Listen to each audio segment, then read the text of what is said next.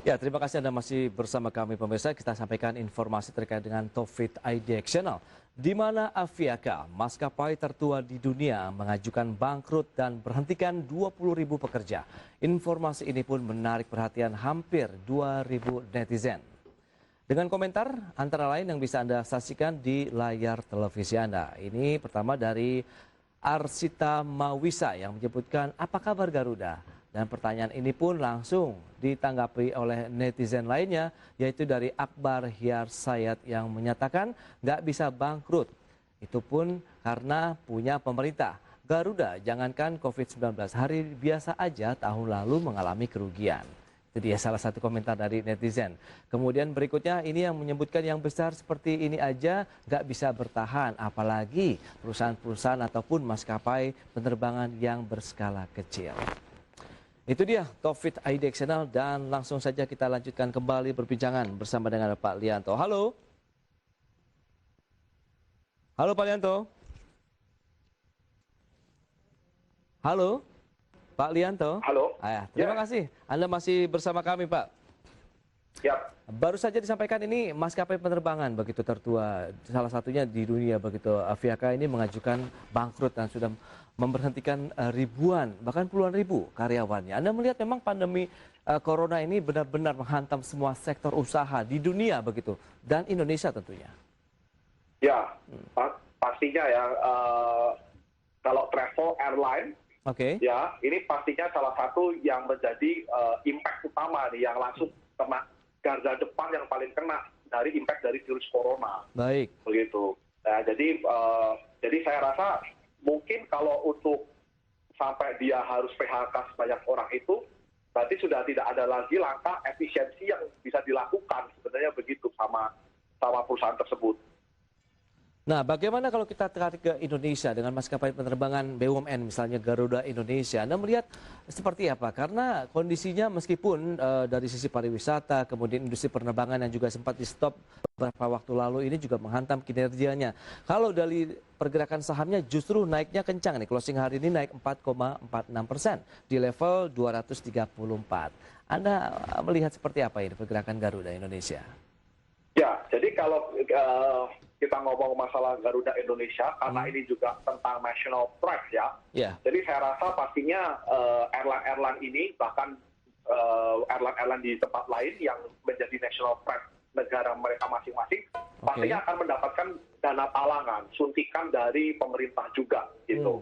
Ya. Nah, di sisi lain kita juga bisa lihat bahwa sebenarnya airline-airline ini termasuk di tempat lain, mereka juga mencoba untuk memaksimalkan pendapatan mereka dengan cara misalnya mereka menjadi pengangkut kargo dan lain sebagainya. Jadi memang ini upayanya mungkin sales revenue-nya tidak setinggi dulu, tapi paling tidak it keeps the business going on gitu menurut saya. Ya, jadi ya kita berharap aja bahwa dengan pelonggarannya ini dan hopefully impact dari virus corona ini tidak berlanjut ya, nanti harusnya ya, salah satu sebenarnya juga cukup menarik adalah airline ini, sektor airline ini adalah salah satu sektor yang menurut bapaknya valuasi yaitu Aswad Damo Darat itu menjadi salah satu sektor yang bisa turnover paling tinggi sebenarnya begitu. Oke, lantas Anda rekomendasikan tidak untuk masuk di Garuda Indonesia saat ini dengan kenaikan di atas 4%? Nah, ini kalau dengan level sekarang Garuda Indonesia menurut saya masih cukup menarik ya. Masih cukup menarik, tapi again ini harus kita benar-benar long term ya. Karena pastinya kita harus ketahui bahwa kenaikan saham Garuda Indonesia ini hanya disebabkan oleh sentimen semata, yang dimana kemarin ini karena reopening ekonomi dan pelonggaran PSBB dan lain sebagainya. Untuk melihat fundamentalnya ke depan, kita harus lihat nih apakah dalam beberapa minggu ke depan atau beberapa hari ke depan akankah ada jumlah orang yang terjangkit virus corona lagi yang signifikan gitu. Terakhir, Pak Lianto, bagaimana rekomendasi saham-saham apa saja yang bisa ditradingkan untuk esok hari atau paling tidak di sepanjang pekan ini? Oke, kalau saya melihat dengan kondisi virus corona seperti ini, saya rasa investor itu bisa memanfaatkan 3 sektor ya menurut saya. Yang pertama adalah perbankan, ya, yang kedua adalah telekomunikasi, dan yang ketiga adalah sektor konsumsi gitu. Ya.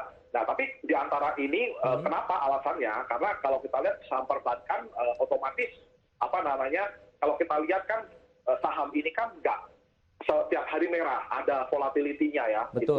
Nah, jadi kalau misalnya sampai IHSG rebound pun pasti saham perbankan ini yang akan menjadi primadonanya terlebih dahulu karena mereka adalah pemegang indeks gitu.